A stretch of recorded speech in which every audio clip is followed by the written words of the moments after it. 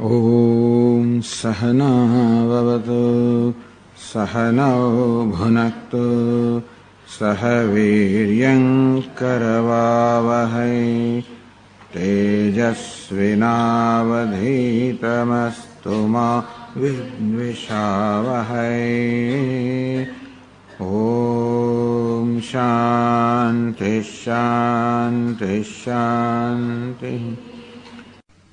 विश्वं दर्पणदृश्यमाननगरे तुल्यं निजान्तर्गतम् पश्यन्नात्मनि मायया बहिर्भूतं यथा निद्रया यः साक्षात् कुरुते प्रबोधसमये स्वात्मानमेवाद्वयम् तस्मै श्रीगुरुमूर्तये नमः इदं श्रीदक्षिणामूर्तये।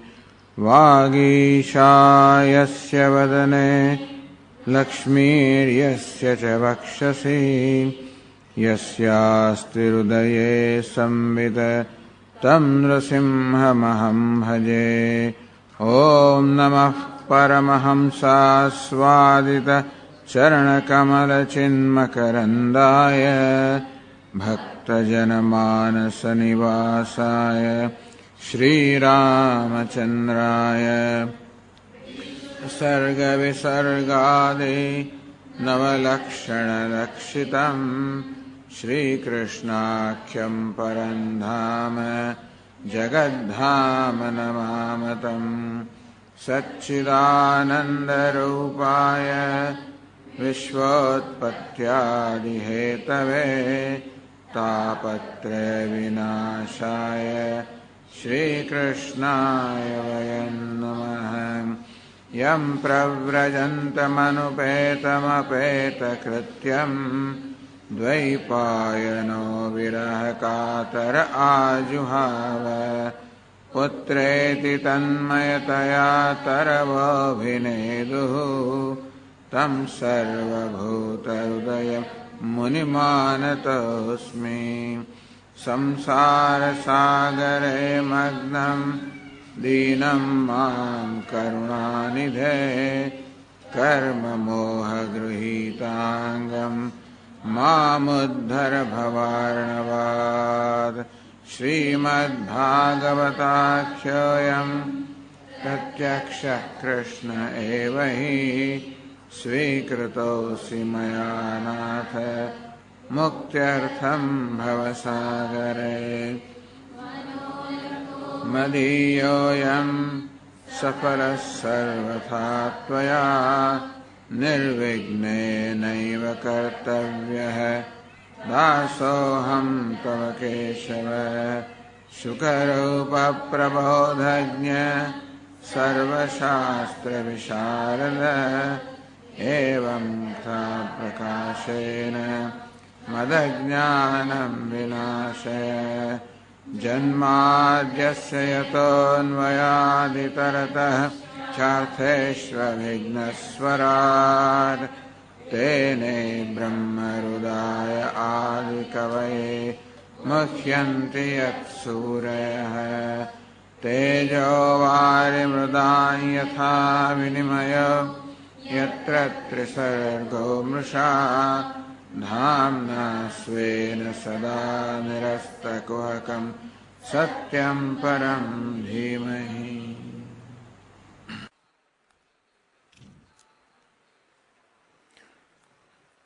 तो भगवान उद्धव ने બદ્ધ મુક્ત ભક્તજનો બધાના લક્ષણ સમજાવી રહ્યા છે. જીવન મુક્ત પુરુષ કેવો હોય, બદ્ધ એટલે જ્ઞાની મનુષ્ય કેવો છે, અને પછી ભક્તના લક્ષણો કહે છે.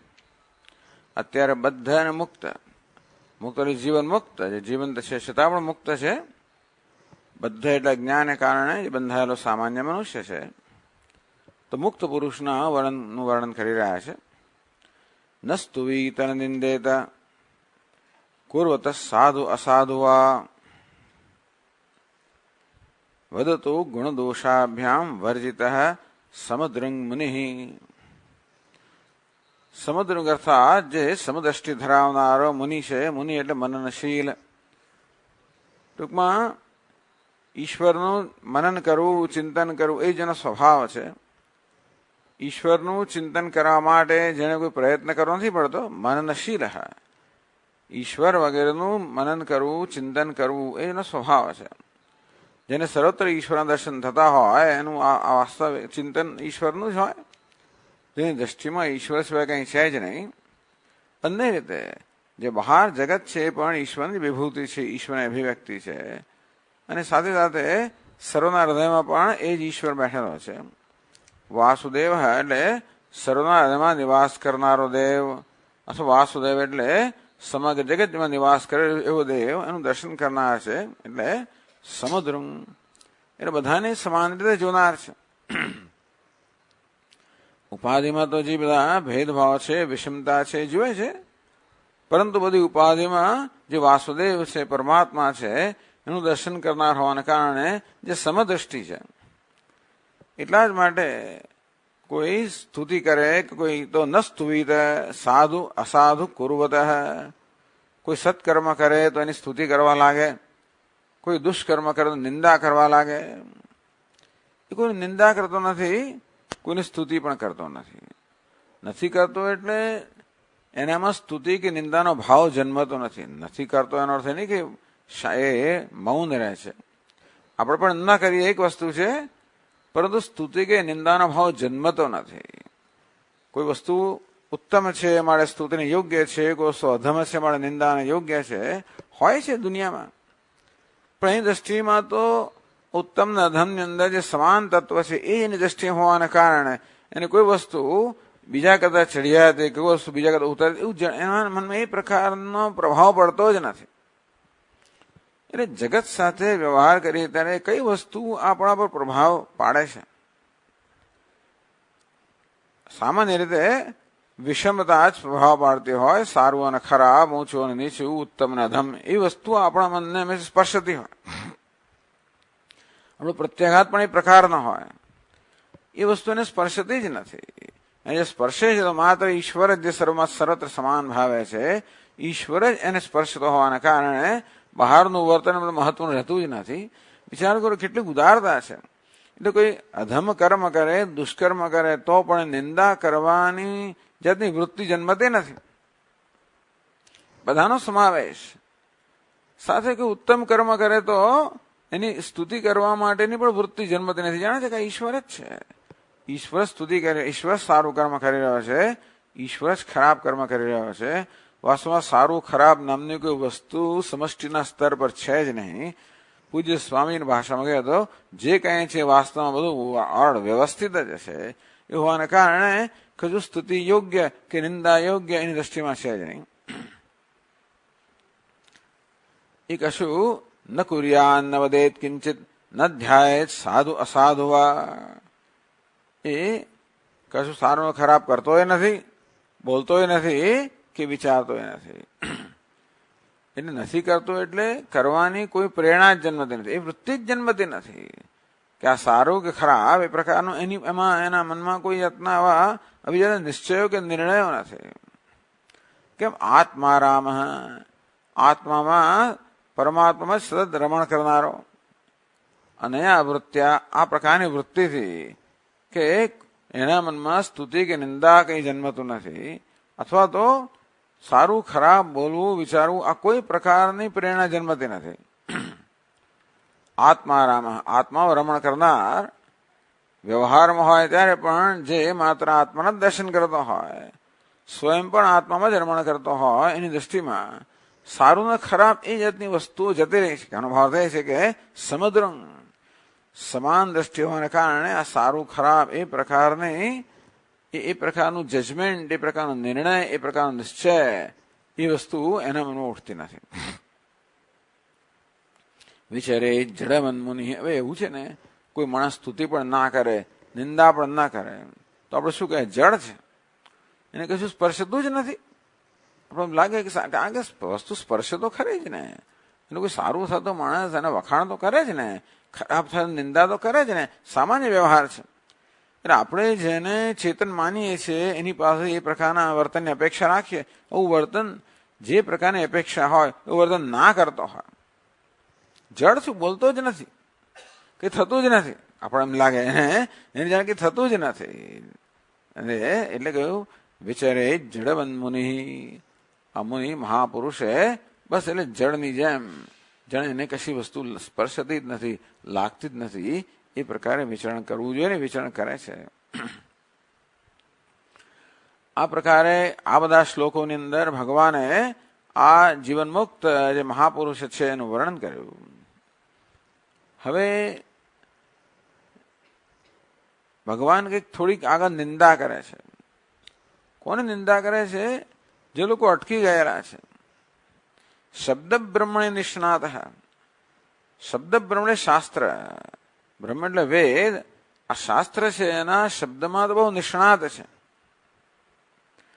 ન નિષ્ણાયાત પરે યદી, પણ શાસ્ત્રનું જે તાત્પર્ય છે કે હું બ્રહ્મ છું, આ સર્વ બ્રહ્મ છે, એમાં નિષ્ણાત બન્યો નથી. ટૂંકમાં જે માત્ર શાસ્ત્રના શબ્દો અને એનો અર્થ આ બધું જાણીને સંતુષ્ટ છે, પરંતુ એ વસ્તુને પોતાના જીવનમાં વાસ્તવિકતા બનાવવી, કે સર્વ પરમ બ્રહ્મ છે એ તત્વનું દર્શન કરવું. શાસ્ત્રના અધ્યયનનો હેતુ એ છે ને છેવટે અહમ બ્રહ્માસ્મિ, હું બ્રહ્મ છું, આ સર્વ બ્રહ્મ છે એ હકીકત છે. એ હકીકત કે સત્યનું શાસ્ત્ર સતત પ્રતિપાદન કરતું હોય છે.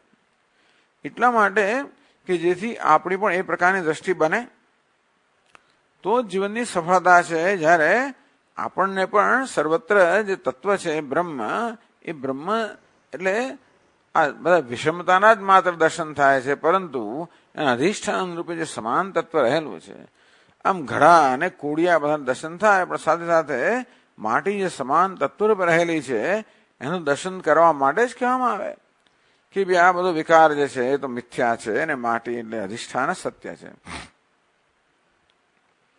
આ બધું જાણવા સમજવા છતાં પણ આ વસ્તુ જેને માટે વાસ્તવિકતા બની નથી, આ જાણી સમજીને બુદ્ધિના સ્તરે જાણી સમજીને જે માણસ એવો નિષ્ણાત છે અને સંતોષ માને છે અને એ વસ્તુને જીવનની વાસ્તવિકતા બનાવવાનો પ્રયત્ન કરતો નથી. શ્રમસ્તસ્ય શ્રમફલ.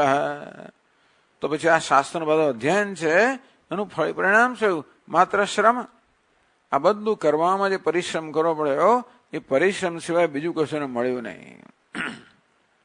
જે મળવું જોઈએ એ ના મળ્યું. દૃષ્ટાંત આપ્યું હ્યધેનુમ ઇવ રક્ષત. એ ગાયનું પાલન પોષણ તો કરી રહ્યો છે. ભાઈ ગાયનું પાલન પોષણ રક્ષણ શાના માટે કરવું છે? દૂધ માટે.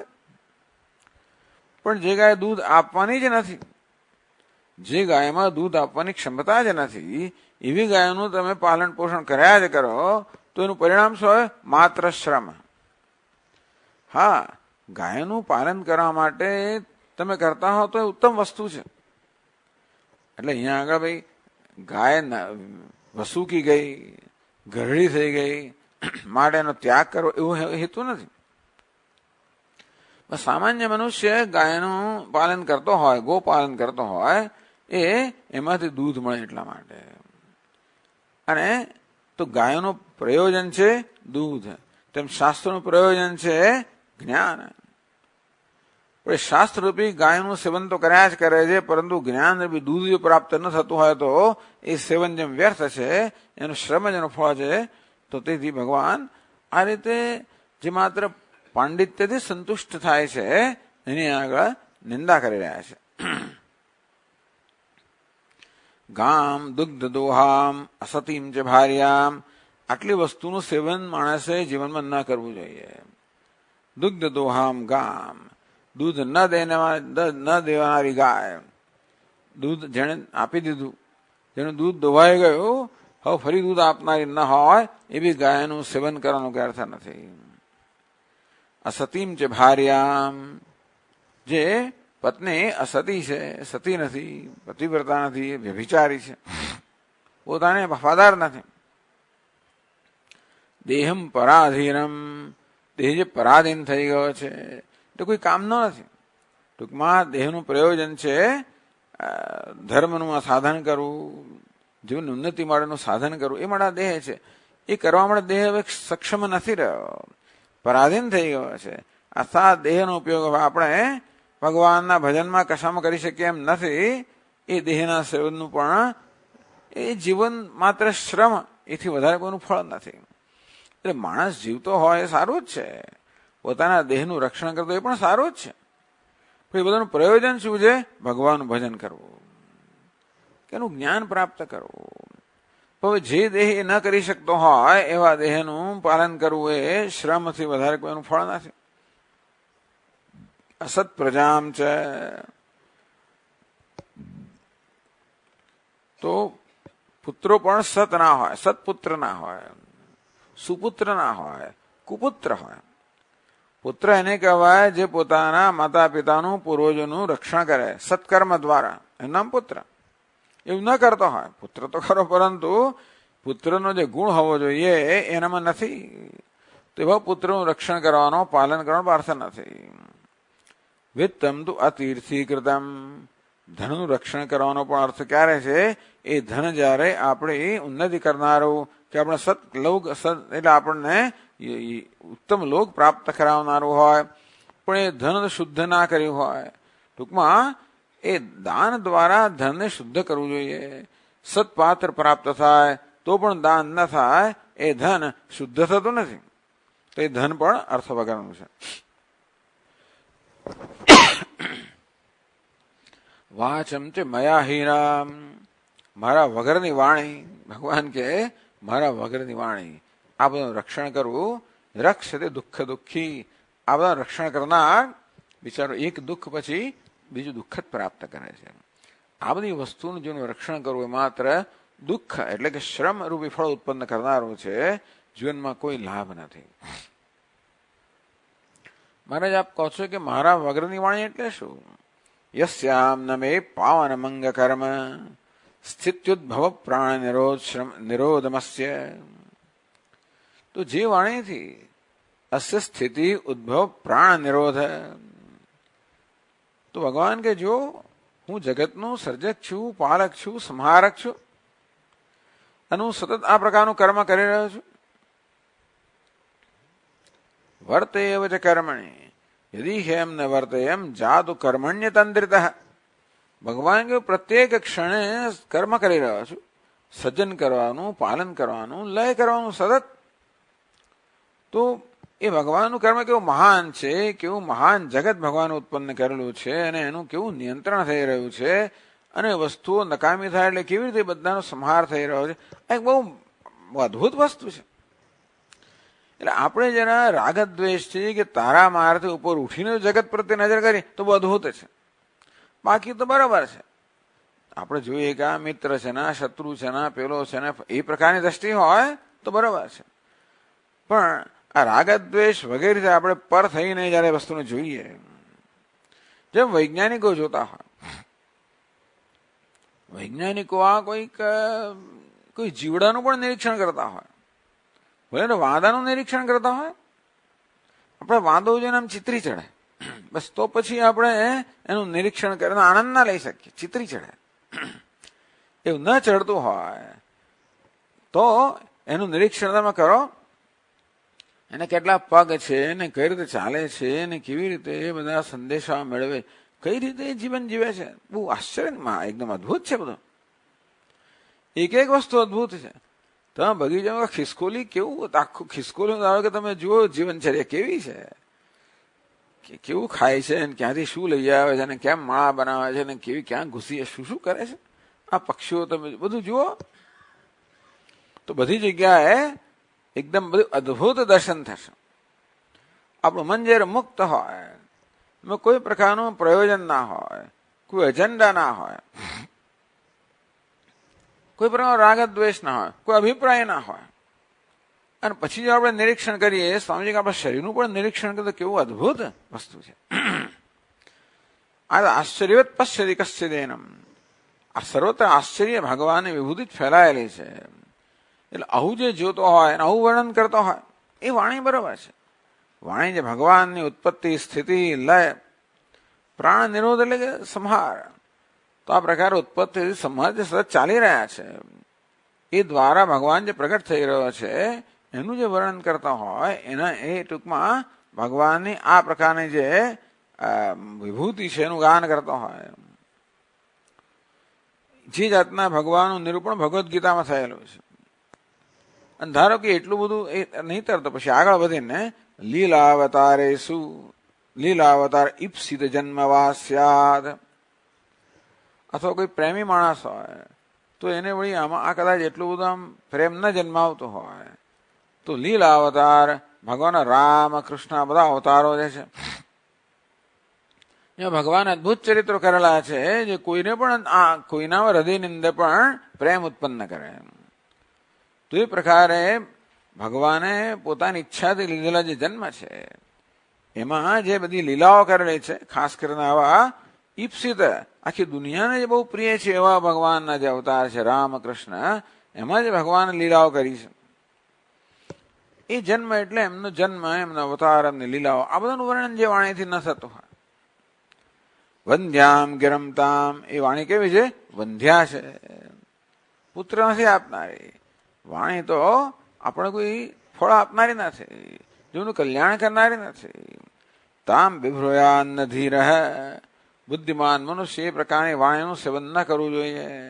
વાણીનો ઉપયોગ ટૂંકમાં ઉચ્ચારણને શ્રવણ શેના માટે? ભગવાનની કથાઓનું કે ભગવાનની વિભૂતિનું શ્રવણ કે પછી ભગવાનની વિભૂતિનું કથન, એમાં વાણીનો પ્રયોગ થવો જોઈએ, અને નહીં તો એ વાણી નિષ્ફળ છે. હવે 120 શ્લોકથી અમે પાનામાં આગળ કહે છે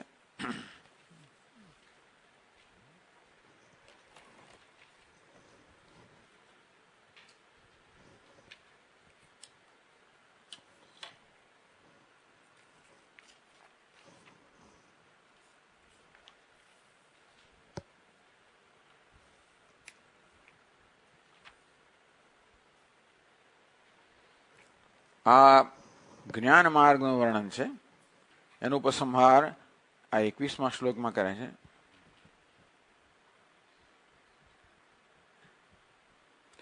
એવં જિજ્ઞાસયા પોહ્ય નાનાત્વભ્રમમાત્મની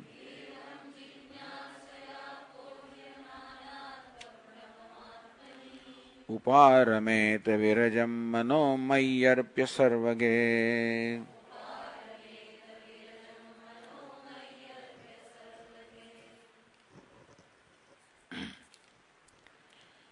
એવં જિજ્ઞાસયા, એવં નિશ્ચિત્ય, આ પ્રકારનો નિશ્ચય કરીને કે વાણી કેવી હોવી જોઈએ, આ શરીરનો શું ઉપયોગ હોવો જોઈએ, આ જે આગળ વર્ણન કરવામાં આવ્યું કે શું જીવનનું ધ્યેય છે, આત્મારામ પરમાત્મામાં ઈશ્વરમાં જ રમણ કરતો હોય એ પ્રકારનું મન આપણું બને. શાસ્ત્રમાં જે દ્રષ્ટિ પ્રદાન કરવામાં આવે એ દ્રષ્ટિ આપણી બને. એવં નિશ્ચિત્ય, એ પ્રકારનો નિશ્ચય કરીને જિજ્ઞાસયા વિચારેણ, જિજ્ઞાસા શબ્દ અર્થ કર્યો વિચાર, જે બ્રહ્મસૂત્રોમાં એ પ્રકારે અર્થ કર્યો, અથા તો બ્રહ્મ જિજ્ઞાસા. ત્યાં જિજ્ઞાસા ન તો જ્ઞાતુમ ઈચ્છા, જિજ્ઞાસા એટલે જાણવાની ઈચ્છા. તો પછી જાણવાની ઈચ્છા જન્મે તો કરવાનું શું? વિચાર કર્તવ્ય, શાસ્ત્રનો વિચાર કરવો જોઈએ. એટલે જિજ્ઞાસા પદનો શબ્દનો લક્ષણાવૃત્તિથી વિચાર એવો અર્થ કર્યો.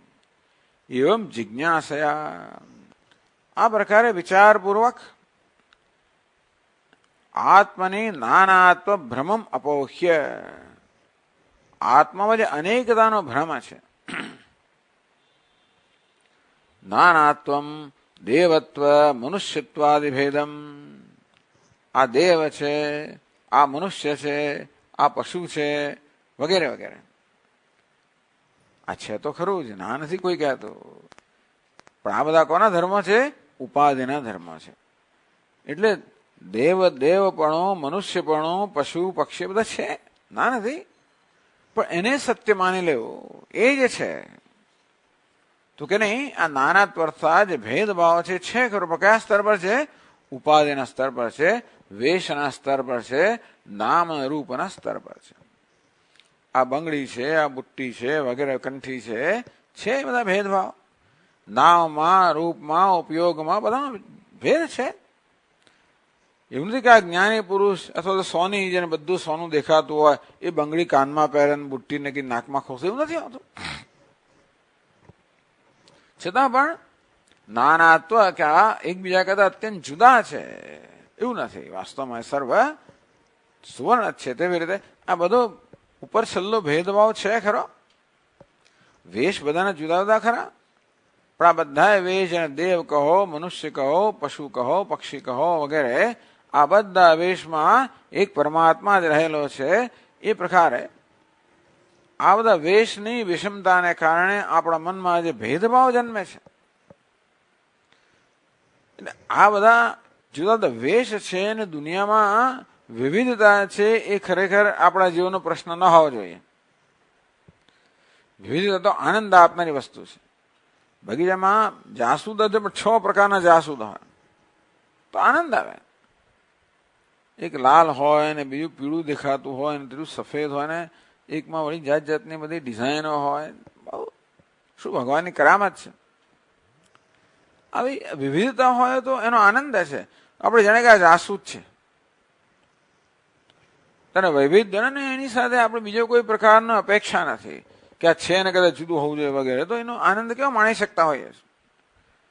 વૈવિધ્યને આપણે જાણીએ છતાંય પણ એમાં એ વૈવિધ્ય આપણામાં કોઈ પ્રકારનું રિએક્શન, પ્રત્યાઘાત ન જન્માવે કે ગંદુ છે ને ખરાબ છે એવું.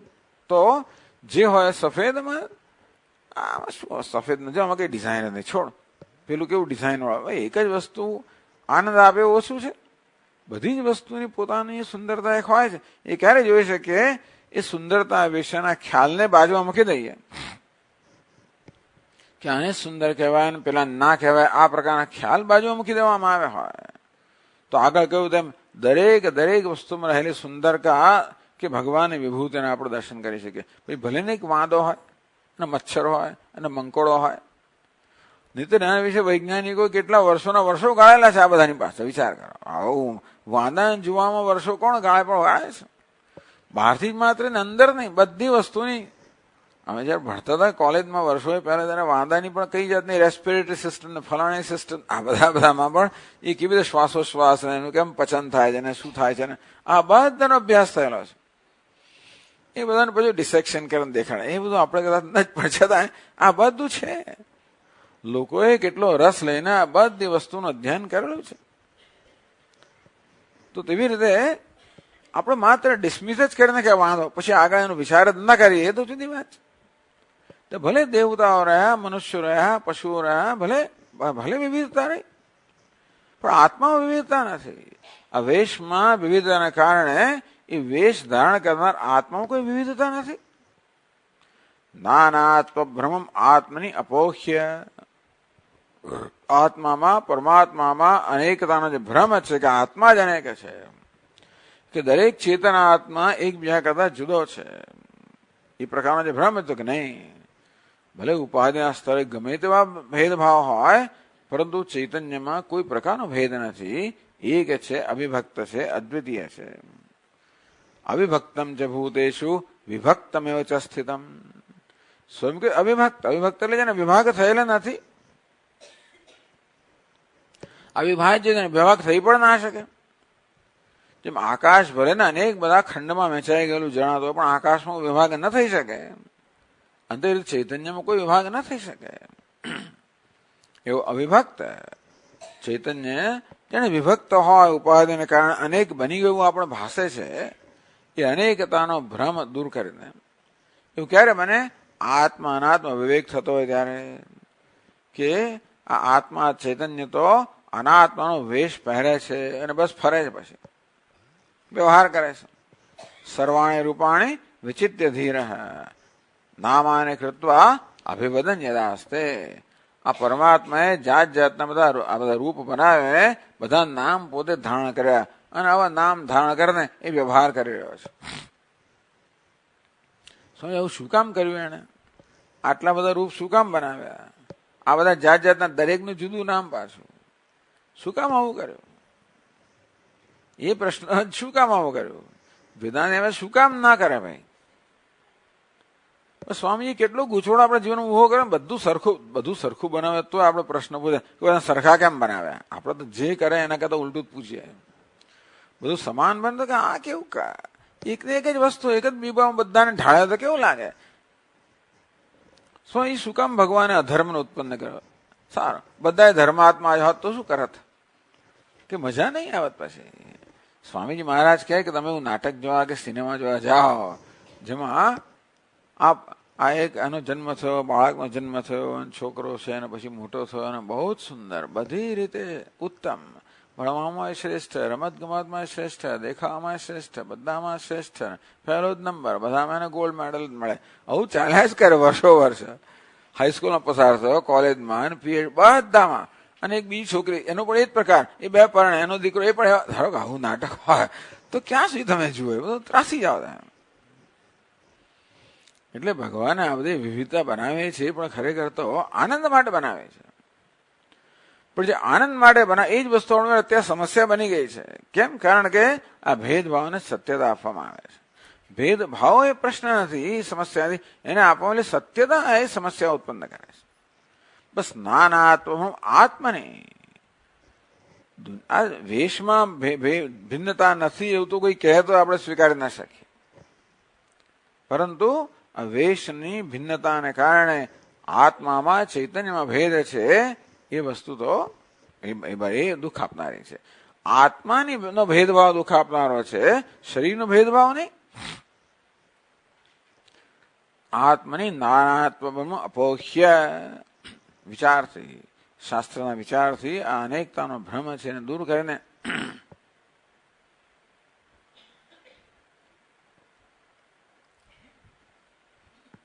ઉપારમેત વિરજમ મનઃમયર્પ્ય સર્વગે નાનાત્મ ભ્રમમ આત્માનાત્મ વિવેકથી દેહને આત્મા માનીએ તો જરૂર અનેકતાનો ભ્રમ થાય. તેથી આ દેહમાં અહમભાવ છે એમાંથી મુક્ત થઈને શું થાય? મન નિર્મળ બને. ઉપારમેત વિરજમ મન કેવું બને? આ રજોગુણથી રહિત બને, રાગ દ્વેષથી મુક્ત બને, નિર્મળ બને. એટલે આ અનેકતા રાગ દ્વેષ જન્માવનાર, અનેકતા નહીં પણ અનેકતાને આપેલી સત્યતા.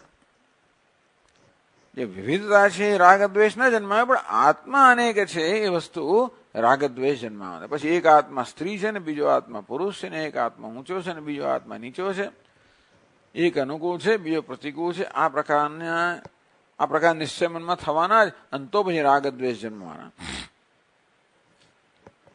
એટલે જો આપણા મનને શુદ્ધ કરવા માટેનો ઉપાય બતાવ્યો કે સર્વત્ર સમાન ભાવે રહેલા પરમાત્માના દર્શન કરવા, તો એની ભાવના પણ કરવી. ચલો દર્શન ના થતા હોય આપણને તો મન ભાવના સતત કરવી કે સર્વમાં ઘટ ઘટ મેં વો સાંય, સુખમાં દરેકમાં એ જ પરમાત્મા રમી રહેલા છે.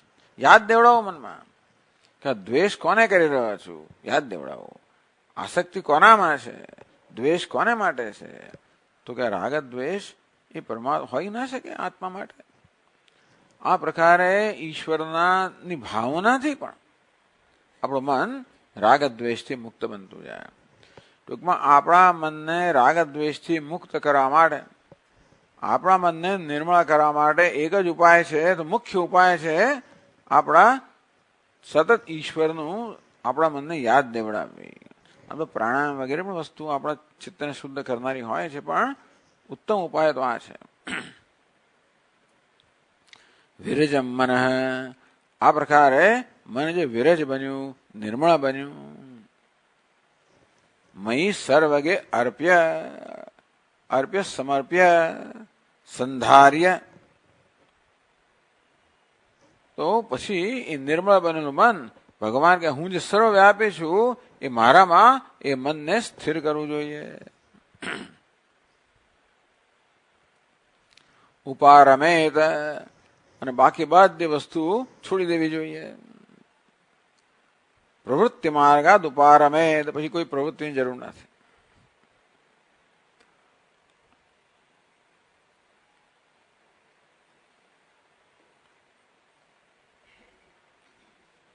પછી તો સાધન પ્રયાસાદ વિરમેત, પછી સાધનના પ્રયાસમાંથી પણ મુક્ત થઈ જવું જોઈએ.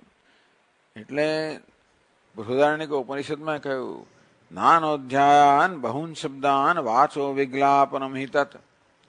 બસ પછી બહુ શાસ્ત્રના શબ્દોનું ઉચ્ચારણ કરવું, એનું રિપીટ કરવા, એને દોહરાવા, બધી કોઈ જરૂર નથી. એ માત્ર વાણીનો વ્યય જ છે, શ્રમ જ છે. એ દ્વારા જે પ્રાપ્ત કરવાનું છે, પ્રાપ્ત કર્યા પછી એની જરૂર નથી. અને માત્ર એ કરવાનો અર્થ નથી. જો એ દ્વારા જે પ્રાપ્ત કરવાનું છે, એ પ્રાપ્ત કરવાને બદલે ખાલી વાણીનુંથી ઉચ્ચારણ થતું, એનો પણ અર્થ નથી. તદા ગંતાસી નિર્વેદમ શ્રોતવ્યસ્ય શ્રુતસ્ય છે, એનો અર્થ કરે છે.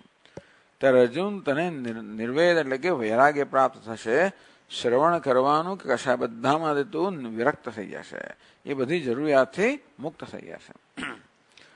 ઉપારમે, અને ઉપરમ કહેવામાં આવે છે. તો ઉપરમ કે ઉપર હતી એટલે સંન્યાસ એવો અર્થ કર્યો કે બધી વસ્તુમાંથી તો બધી વસ્તુને છોડી દે. દરેકે દરેક વસ્તુનો ઉપયોગ હોય ત્યાં સુધી આપણે રાખવી.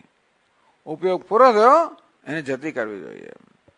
એટલે આપણે કંઈક પગમાં વાગ્યું હોય અને આપણે ધીમે ધીમે એમાંથી પગ ધીમે ધીમે વળી એ સુધરતો હોય તો હજી પગમાં શક્તિ ના આવી ત્યાં આપણે લાકડીનો ઉપયોગ કરીએ કે ઘોડીનો ઉપયોગ પણ કરીએ. પણ ક્યાં સુધી? એની જરૂરિયાત હોય ત્યાં સુધી. પછી આ ઘોડી મને બહુ સરસ દેખાય છે, ઘોડીવાળા પકડી ના રાખે છે, લાકડીથી વટ બહુ પડે છે ધારો કે એમ કહે ને, એટલે આવી આમાં આસક્તિ ના રાખીશ. પાછું લાકડીમાં કે ઘોડીમાં આસક્ત ના થઈ જાય છે, એને પકડી ના રાખીશ.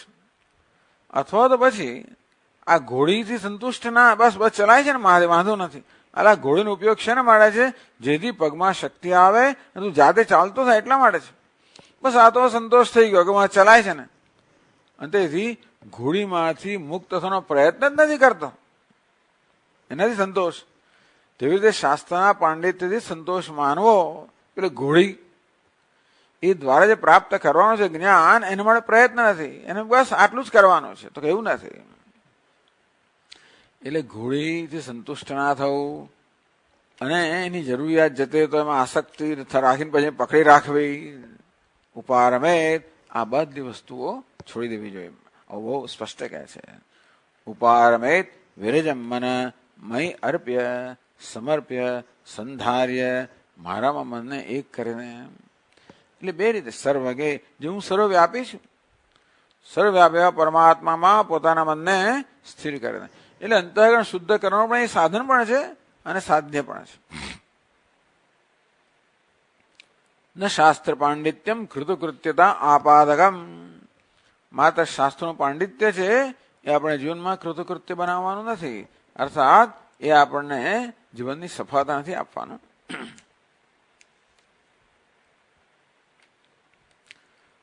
તત એવમ ભક્ત્યા એવ જ્ઞાનમ સિદ્ધ્યતિ, તેથી ભગવાનની ભક્તિથી જ જ્ઞાન પ્રાપ્ત થાય. એટલે ભગવાન મનને મારામાં સમર્પિત કરવું, અને એ રીતે તમે બીજા બધામાંથી મુક્ત થઈ જાઓ. એક જ પછી રહ્યું, એક જ કાર્ય કરવાનું રહ્યું, આપણા મનને સર્વવ્યાપી ઈશ્વરમાં સ્થિર કરવું. હવે ભગવદ્ ગીતાની જેમ ભગવાન પછી આપણને વિકલ્પ આપે છે, અનુકલ્પ આપે છે. આ નહીં તો પેલું, પેલું નહીં તો પેલું. મયી એવ મનાધસ્વ મયી બુદ્ધિમ નિવેશય નિવસિષ્યસી મયી એવ અત ઉર્ધ્વમ ન સંશય. ભગવાને તારી મન અને બુદ્ધિ બધું મારામાં સમર્પિત કર, તું મારામાં નિવાસ કરશે, એમાં કોઈ શંકા નથી. અથ ચિત્તમ સમાધાતુમ ન શક્નોષિ મયી સ્થિરમ. પણ હે અર્જુન, તારું ચિત્ત મારામાં સ્થિર થાય એ પ્રકારે મારામાં સ્થાપિત કરવા માટે ન થતું હોય, એટલે કે ભગવાનનું મનને સ્થિર કરવું મન એ તો સરળ નથી, ન થતું હોય તો અભ્યાસ યોગેન તતઃ મામ ઈચ્છાપ્તુમ ધનંજય. તો અભ્યાસ યોગથી સતત મારામાં સ્થિર કરવાના પ્રયત્નથી તું ધ્યેય પ્રાપ્ત કર. અભ્યાસેભ્ય સમર્થોસી.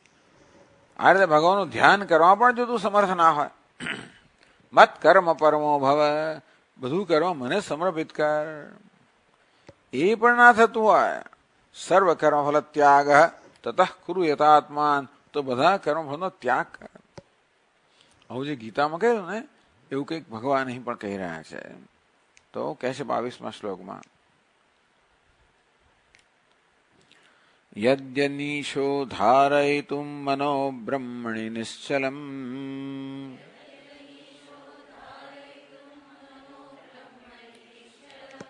મયि સર્વાણિ કર્માણિ નિરપેક્ષ સમાચર.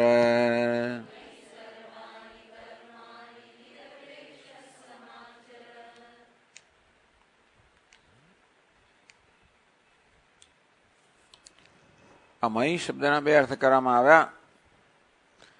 યદિ મયી બ્રહ્મણી નિશ્ચલમ મનઃ ધારયિતુમ અનીશ,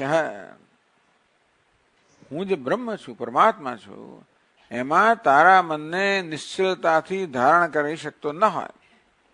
ભગવાન જાણે છે. એટલે આ આપણા શાસ્ત્રની એક મહાનતા છે કે અહીં બધા જ પ્રકારના લોકો માટે સ્થાન છે, એનો ઉપાયો છે. માત્ર પરમાત્મા સર્વાતીત છે અને નિર્ગુણ નિરાકાર છે, બસ એવી જાતનો જ ઉપદેશ, એટલે બધાને એક જ સાધન આપ્યું હોય એવું નથી. અહીં તો દરેક સ્તરના લોકો માટે સાધનો છે. હા, જે લોકો અવ્યાસક્ત ચેતસામ, અવ્યક્તાસક્ત ચેતસામ, અવ્યક્ત અર્થાત નિર્વિશેષ પરમાત્મામાં જે પોતાનું ચિત્ત જોડી શકતા હોય, બરોબર છે, શ્રેષ્ઠ છે, ના નથી. એ ન કરી શકતા હોય તો કઈ વાંધો નહીં, તો સગુણ બ્રહ્મમાં પણ એ પણ ન કરતા તો ધ્યાન કરો, એ પણ ના થાય તો એના માટે કર્મ કરો, એ પણ ના થાય તો એને કર્મફળ સમર્પિત કરો. આ પ્રકારના કંઈક પરંપરા આપવામાં આવે. એટલે સૌથી પહેલું પગથિયું આપણા કર્મફળનું ભગવાનને સમર્પણ કરવું, એટલું કહ્યું. પછી ધીમે ધીમે કર્મ સમર્પિત કરવું, પછી ધીમે ધીમે ભગવાનનું ધ્યાન કરવું, અને પછી છેવટે મન બુદ્ધિ બધું ભગવાનને સમર્પિત કરો. છેવટે બધું ભગવાનને સમર્પિત કરવાનું છે. સર્વધર્માન પરિત્યજ્ય તમેકમ શરણમ વ્રજ. એ પરમાત્માનું જ માત્ર શરણ તું લે, બધું એને સમર્પિત કર. એક સાથે સમર્પિત થતું નથી બધું. એટલે આપણને એક ક્રમ બતાવવામાં આવે કે ચાલો એક પહેલા પગથિયાથી શરૂ કર, બીજું કશું નહીં તો તારું કર્મફળ અર્પણ કરે. એટલે કે તું જે કર્મ કરે એના ફળોની અપેક્ષા, એટલે કે એ દ્વારા કોઈ વ્યક્તિગત વળતરની અપેક્ષા ના રાખીશ. બસ નિષ્કામ કર્મ કર. જે કર્મ કરે નિષ્કામ, એટલે ઈશ્વરની સેવાના રૂપમાં કર, અથવા જે કર્મ ફળ પ્રાપ્ત થાય એને ભગવાનના પ્રસાદ રૂપે સ્વીકાર. પહેલું પગથિયું પ્રસાદ બુદ્ધિ. આપણા કર્મના પરિણામે જે પ્રાપ્ત થાય એને ભગવાનના પ્રસાદ રૂપે સ્વીકારવો, પહેલું પગથિયું. એથી આગળ વધીને બધા કર્મ ભગવાન માટે જ કરવા. ભગવાને શ્રવણમ કીર્તનમ વિષ્ણુ સ્મરણમ પાદ સેવન, બસ એ જ કરવું. શ્રવણ કીર્તન સ્મરણ પાદ સેવન અર્ચનમ વંદનમ દાસ્યમ, બસ એ જ બધા જ કર્મ ભગવાનને સમર્પિત કરવા. એ પ્રકારનો જે ક્રમ કહેવામાં આવ્યો એનો એ નિર્દેશ થઈ રહ્યો છે. યદિ મયી બ્રહ્મણી નિશ્ચલમ મનઃ ધારયતુમ અનિશ. અનિશ તું અસહાય છે, મન તારા કાબુમાં નથી કે તારું કયું કરતું હોય. તેથી તું મારામાં સ્થિર ધારણ કરવા માટે શક્તિમાન ન હોય તો મયી સર્વાણી કર્માણી નિરપેક્ષ સમાચર. મયી નિમિત્તે સપ્તમી મન નિમિત્તમ, એવો પણ અર્થ થાય કે મયી બ્રહ્મણી અથવા મયી મન નિમિત્તમ, મારે માટે સર્વાણી કર્માણી સમાચર, મારા માટે બધા કર્મ કર. ભગવાન માટે બધા કર્મ કરવા એટલે શું? પોતાના માટે કશું નહીં. તારું તો મારું શું થશે? મારું ધ્યાન ભગવાન રાખશે, રાખવું હશે તો. એવું છે ને, જ્યાં સુધી આપણા કર્મની પાછળ કઈ વ્યક્તિગત જે પ્રયોજન એનું ચિંતન થયા કરે મનમાં. પ્રયોજન માત્ર ઈશ્વરની પ્રસન્નતા જ હોય કે ઈશ્વરને ખુશ કરવું હોય તો એનું ધ્યાન થયા કરે. કર્મની પાછળ શું પ્રયોજન છે મહત્વનું રહે છે. અહંકારને સંતોષવાનું પ્રયોજન છે કે ઈશ્વરને સંતોષવાનું પ્રયોજન છે. આપણે સતત જો નિરીક્ષણ કરતા રહીએ તો ધીમે ધીમે ધીમે આપણું મન એ અહંકારને દૂર કરતું જાય અને માત્ર ઈશ્વર માટે જ થાય. મન નિમિત્તમ નિરપેક્ષ એટલે કર્મફળની અપેક્ષા રાખ્યા વગર, કર્મફળની અભિસંધ્ય વગર જ સમાચર સમ્યક આચર. હે ઉદ્ધવ, સારી તું તારા કર્મ કર. કર્મ કરવા દ્વારા કોઈ પ્રકારના વ્યક્તિગત ફળની અપેક્ષા ન રાખીશ અને કર્મ સર્વ રીતે માત્ર ઈશ્વરને પ્રસન્ન કરવા માટે જ કર.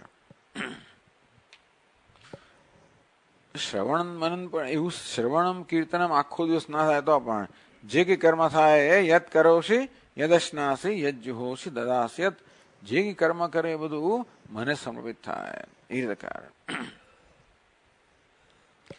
ભગવાનનું ધ્યાન ના થાય તો ભગવાન એટલે ભગવાનનું આપણે ચિત્તમાં ધ્યાન ન કરી શકીએ તો કર્મનો સહાય આશરો લઈને ધ્યાન કરીએ. છેવટે આપણું પ્રયોજન એ છે કે આપણા મનમાં ઈશ્વરના આકારની વૃત્તિ જળવાઈ રહે, ભગવદ આકાર વૃત્તિ જળવાઈ રહે. તસ્માત સર્વેષુ કાલેષુ મામ અનુસ્મર યુધ્ય છે. યુદ્ધ અર્થાત તારું કર્તવ્ય કર્મ કરતા કરતા સર્વકાળે મારું જ સ્મરણ કર. જેટલે અંશે ભગવાનનું સ્મરણ થાય એટલે અંશે આપણું ચિત્ત નિર્મળ થતું જ જાય અને જેનું સતત સ્મરણ થતું એનો આકારવાળું બનતું જાય, ભગવદ આકારનું બનતું જાય. છેવટે ભગવાન સાથે ઐક્ય પ્રાપ્ત થાય.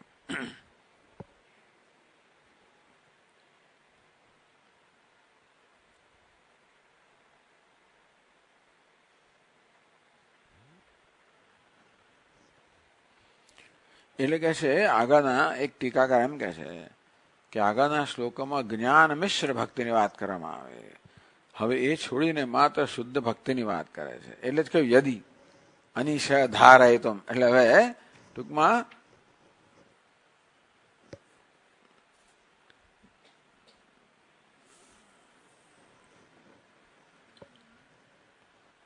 બીજું બધું હવે છોડીને માત્ર મારું જ ધ્યાન કર, મારામાં તારા ચિત્તને સ્થિર કરવાનો પ્રયત્ન કર, અથવા તો જે કર્મ કરે એ બધું મને સમર્પિત કર. સર્વાણી કર્માણી સમાચર અનુતિષ્ઠ તતઃ વિશુદ્ધ્યા મનઃ નિશ્ચલમ ભવિષ્યતિ. એમ કરતા મન શુદ્ધ થશે અને મારામાં નિશ્ચળ થશે. અથવા બધા કર્મ મારે માટે કર તો કર્મફળનો ભોગતા તો નહીં બને.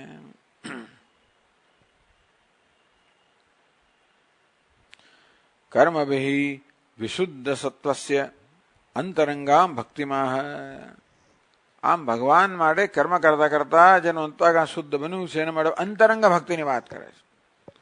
પહેલા જે વ્યવહાર આપણે કરતા હોઈએ, કર્મ એટલે કે વર્ણાશ્રમ વિહિત કર્મ, જે વર્ણ આશ્રમમાં આપણે હોઈએ એના માટે જે કર્મ નક્કી થયા હોય એ કર્મ ભગવાનને સમર્પિત કરતા કરતા કરવા. આપણી જે ફરજ બજાવવાની હોય, રોજબરોજનું કામ કરવાનું હોય એ ભગવાનને સમર્પિત કરવું. એમ કરવાથી આપણું ચિત્ત શુદ્ધ બને તો એને આગળ જોડવું. એ છે ને બહિરંગ, એટલે આ બધા વ્યવહારના જે કર્મ વગેરે છે એ થોડું બહારનું સ્થૂળ સાધન છે. એ સાધન હવે જરા વધારે સૂક્ષ્મ બને એ વાત ભગવાન પછીના 2 શ્લોકમાં કહે છે. તો પછીના શ્લોકમાં કહે છે શ્રદ્ધાલુર્મે કથા શૃણ્વન સુભદ્રા લોક પાવની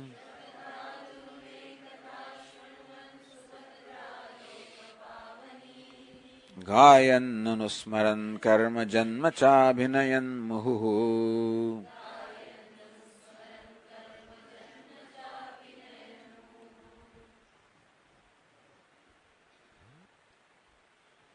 પહેલા સર્વાણી કર્માણી નિરપેક્ષ સમાચર. બધા જ કર્મ એટલે ટૂંકમાં તારા કર્તવ્ય રૂપે જે કર્મ હોય બધા મને સમર્પિત કર. હવે શું કહે છે? શ્રદ્ધાલુ મે કથા શૃણ્વન. હવે તો ભગવાન મારી કથા સતત સાંભળો. કેવી કથા છે? સુભદ્રા લોકપાવની લોકપાવની પાપ નિવર્તિકા. ભગવાનની કથા કેવી છે? પવિત્ર કરનારી છે, અર્થાત આપણા પાપ દૂર કરનારી છે. દરેકમાં પાપ અને પુણ્યનું મિશ્રણ હોય જ છે. આ પાપ કહો જે આપણના રાગદ્વેષ જન્માવનારા છે, એ જ ખરેખર તો અત્યારે આપણા માર્ગમાં અવરોધરૂપ છે. ભગવાનથી આપણને દૂર રાખનારું કંઈ હોય તો આ મનમાં રહેલા રાગદ્વેષ વગેરે, જે એમ કહેવાય કે ભૂતકાળના પાપનું પરિણામ છે. એટલે મહત્વની વસ્તુ છે કે આ પાપ ધીમે ધીમે દૂર થાય, રાગદ્વેષ દૂર થાય તો લોક પાવની. આ ભગવાનની કથા જે છે એ આપણા અંતઃકરણના મળને દૂર કરનારી છે. સુભદ્રા પુણ્યવાહા. કલ્યાણ, સુભદ્રા એટલે કલ્યાણ સ્વરૂપી, પુણ્ય પ્રાપ્ત કરાવનારી છે, પાપ દૂર કરનારી છે, પુણ્ય પ્રાપ્ત કરાવનારી છે. ભગવાનની કથા. શ્રદ્ધાલુ મેં કથા શૃણવન. ભગવાનની કથાનો તો કોઈ અંત જ નથી. હિન્દુસ્તાનની અંદર તો કેટલા 18 પુરાણો છે, 18 ઉપપુરાણો છે. તેથી જેટલી કથા સાંભળો એટલી સાંભળો, કોઈ એનો અંત જ નથી. એક જ પુરાણ આખો જિંદગી સાંભળ્યા તો વાંધો નથી. શ્રવણ, જો આપણને કોઈ ખરેખર સંભળાવનારું નીકળે, અંતેથી એ ભગવાનના ચરિત્ર વગેરે છે એનું આપણી સામે ઉદ્ઘાટન થતું જાય, એની અંદર રહેલા જે રહસ્યો છે આપણી સમક્ષ ઉદ્ઘાટિત કરવામાં આવે, અને અથવા તો ભગવાનના ચરિત્રનું વિસ્તારથી વર્ણન કરવામાં આવે તો, અને એવું શ્રીમદ ભાગવત પહેલે છેલ્લે સાંભળ્યું એટલામાં તો પછી નવા પાછી ફરી સાંભળવા તૈયાર થઈ જાઓ એની. કારણ કે પછી દરેક વખતે આપણે જુદું જુદું લાગ્યા જ કરે. જેમ એક જ ગ્રંથ ભગવદ્ ગીતા લો, પહેલે જ છેલ્લે સાંભળો, પછી આગળ શરૂ કરો એટલે પછી એ દરેક શ્લોકમાં કઈ નવી દ્રષ્ટિ પ્રાપ્ત થાય, એ કરવા વળી પાછું નવું. એટલે એકની એક વસ્તુ વારંવાર સાંભળો તોય પણ એમ ના લાગે આ તો આવી ગયેલું છે એવું લાગે, તો એનો અર્થ એ કે આપણે સાંભળવામાં કઈ બહુ ફાયદો થયો નથી.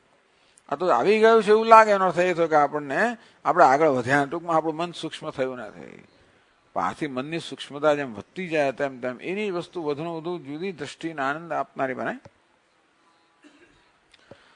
શ્રદ્ધાલુર્મે કથા શૃણ્વન સુભદ્રા લોકપાવની. ગાયન અનુસ્મરન અનુગાયન શ્રોતરી વક્તરી અસતી અપી નિરંતરમ સ્મરન. કોઈ સંભળાવનાર મળે તો સાંભળો. ગાયન, કોઈ સાંભળનાર મળે, કોઈ સંભળાવનાર મળે તો શ્રવણ કરો. સાંભળનાર મળે તો ગાન કરો. કોઈ સંભળાવનાર ના હોય ને સાંભળનાર પણ ના, તો શું કરો? અનુસ્મરણ, સ્મરણ કરો. ધીમે ધીમે આ બધી વસ્તુઓ આપણામાં એવી તો ઉતરતી જશે કે છેવટે અભિનયન મુહુ, માણસ ભગવાનના જેવું જ કરતો થઈ જાય. ગોપીઓ જેવી રીતે ભગવાનની બધી લીલાઓનું અનુસરણ કરતી હતી, એ જ અભિનય કર્યા કરતી હતી. જેમ જેમ ભગવાન સાથે એકતા આવતી જાય તેમ તેમ છેવટે એના પ્રકારનો જ અભિનય થતો જાય.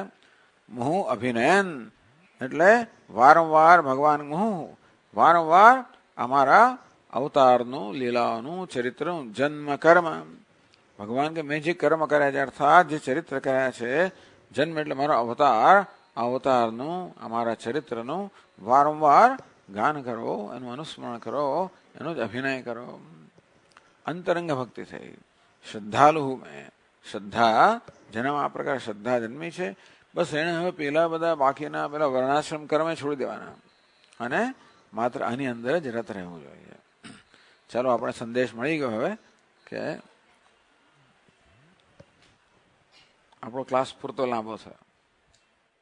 ઓમ પૂર્ણમદ પૂર્ણમિદં પૂર્ણાત પૂર્ણમુદચ્યતે પૂર્ણસ્ય પૂર્ણમાદાય પૂર્ણમેવાવશિષ્યતે. ઓમ શાંતિ શાંતિ શાંતિ. સચ્ચિદાનંદરૂપાય વિશ્વોત્પત્યાદિહેતવે તાપત્રય વિનાશાય શ્રીકૃષ્ણાય વયં નમઃ.